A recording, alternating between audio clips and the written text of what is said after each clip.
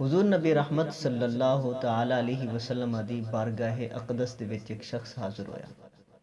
اس نے عرض کی یا رسول اللہ صلی اللہ علیہ وسلم، مینوں کوئی ایسا عمل ارشاد فرماؤ کہ جس دے ذریعے میں جنت وچ داخل ہو سکاں۔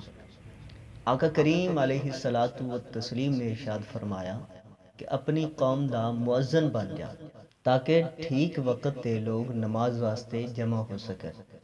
اس نے عرض کی یا رسول اللہ صلی اللہ علیہ وسلم، اگر میں یہ عمل نہ کر سکا؟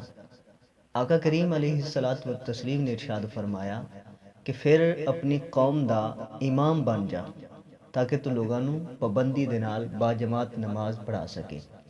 اس نے عرض کی یا رسول اللہ صلی اللہ علیہ وسلم، اگر میں یہ بھی نہ کر سکا؟